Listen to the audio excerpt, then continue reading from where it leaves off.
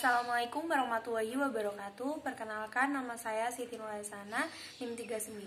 Saya akan mempresentasikan karya tulis saya yang berjudul Membangun Nilai-Nilai Toleransi dalam Al-Quran dan Hadis dengan konsep Bhinneka Tunggal Ika. Yang pertama, pengertian toleransi. Kata toleransi sebenarnya bukan berasal dari bahasa Indonesia, melainkan kata serapan dari bahasa Inggris, yaitu tolerance, yang definisinya tidak jauh berbeda dengan kata toleransi atau tolerance. Dalam KBBI atau Kamus Besar Bahasa Indonesia disebutkan bahwa arti kata toleransi berarti sifat atau sikap toleransi. Sifat atau sikap toleransi itu sendiri adalah bersikap sabar, menahan diri, dan menghargai pendapat orang lain. Toleransi tidak dapat berdiri sendiri karena erat kaitannya dengan realitas lain yang menjadi penyebab langsung lahirnya toleransi, yaitu pluralisme. Pluralisme itu sendiri adalah paham yang menghargai adanya perbedaan dalam suatu masyarakat. Selanjutnya, nilai-nilai toleransi dalam Al-Quran. Nilai-nilai toleransi dalam Al-Quran dapat dilihat pada surat Al-Hujurat ayat 13, yang artinya, wahai manusia, sungguh kami telah menciptakan kamu dari seorang laki-laki dan seorang perempuan. Kemudian kami jadikan berbangsa-bangsa dan bersuku-suku agar kamu saling mengenal. Sungguh yang paling mulia di antara kamu di sisi Allah ialah yang bertakwa.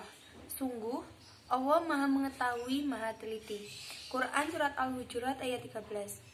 Surat di atas menjelaskan bahwa semua manusia berasal dari seorang ayah dan seorang ibu, yaitu Adam dan Hawa. Oleh karena itu, tidak sepantasnya seseorang mengolok-olok saudaranya atau mengolok-olok sesama manusia. Dalam hal ini, Allah SWT telah menciptakan manusia menjadi berbagai bangsa dan berbagai suku. Ialah supaya saling mengenal dan saling tolong-menolong dalam kehidupan masyarakat. Tidak ada kelebihan dari seseorang dari yang lainnya kecuali ketakwaan dan budi pekerti yang luhur. Oleh sebab itu, Allah SWT tidak menyukai orang-orang yang memperlibatkan kesombongan terhadap keturunan, pangkat, dan kekayaannya. Karena yang paling mulia di sisinya ialah yang paling bertakwa kepadanya. Hal ini senada dengan pendapat Mustafa Al-Maraghi dalam tafsirnya yang menyatakan bahwa maksud ayat ini ialah, hai manusia, sesungguhnya kami telah menciptakan kalian dari Adam dan Hawa. Namun yang terjadi ialah manusia masih saja memperolok sesamanya dan mengejek sebagian yang lainnya, padahal manusia sesungguhnya ialah bersaudara dalam hal nasab. Selanjutnya, konsep toleransi. Konsep toleransi terpenting yang diajarkan oleh Islam ialah menolak segala bentuk sinkretisme, di mana hanya ada satu agama yang benar, yaitu Islam. Hal ini sebagaimana disebutkan dalam surat Ali Imran ayat 19, yang artinya sesungguhnya agama di sisi Allah ialah Islam. Tidaklah berselisih orang-orang yang telah diberi kitab setelah mereka memperoleh ilmu. Karena kedengkian di antara mereka, barang siapa ingkar terhadap ayat-ayat Allah, maka sungguh Allah sangat cepat perhitungannya. Quran Surat Ali Imran ayat 19. Ayat di atas merupakan penolakan sekaligus penegasan sikap umat Islam kepada orang-orang kafir dan musyrik, bahwa sekali-kali Nabi Muhammad SAW dan kaum muslimin tidak akan menyembah apa yang disembah orang-orang kafir dan orang-orang musyrik. Selanjutnya, nilai-nilai toleransi yang terkandung dalam hadis-hadis. Toleransi merupakan suatu sikap yang saling memahami, cinta kasih sayang, menghargai, kerendahan hati sesama manusia, sehingga terhindarnya konflik yang merusak hubungan.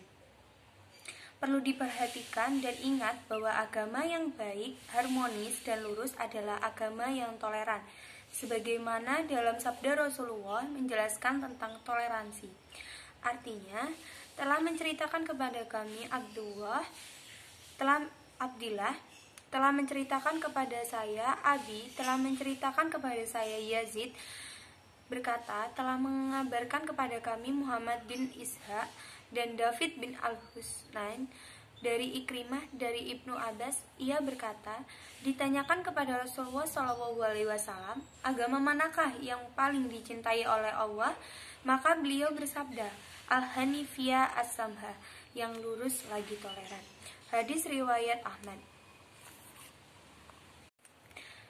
Hadis di atas secara tekstual mengatakan bahwa agama itu mudah. Yang dimaksud agama yang mudah karena berbeda dengan agama-agama lain, dan Islam adalah agama yang memiliki kemudahan, di mana Allah Subhanahu wa Ta'ala telah menghilangkan kesulitan-kesulitan yang dibebankan kepada umat sebelumnya. Dan agama yang dia sukai adalah karakter agamanya, karena semua karakter agama pada dasarnya disukai, tetapi yang paling disukai Allah Subhanahu wa Ta'ala adalah agama yang paling mudah. Toleransi beragama berarti tidak ada paksaan dalam beragama, sehingga setiap pemeluk suatu agama harus menghormati keyakinan dan keyakinan pemeluk lain. Nurcholis Majid menyatakan bahwa konsep pluralisme manusia sangat mendasar dalam Islam. Itu secara konsisten dapat ditransformasikan ke dalam bentuk pluralisme, yaitu toleransi. Toleransi memiliki makna dua sisi.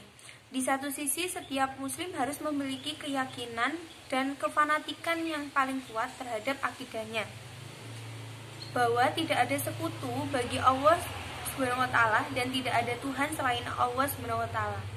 Di sisi lain, umat Islam dituntut untuk memahami dan menghormati pemeluk agama lain. Toleransi juga berarti sikap yang harus menghormati agama dan kepercayaan orang lain.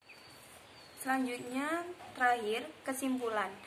Dari materi yang telah disampaikan, dapat disimpulkan bahwa toleransi tidak hanya dijelaskan oleh suatu negara, tetapi toleransi juga dijelaskan di dalam Al-Quran dan hadis.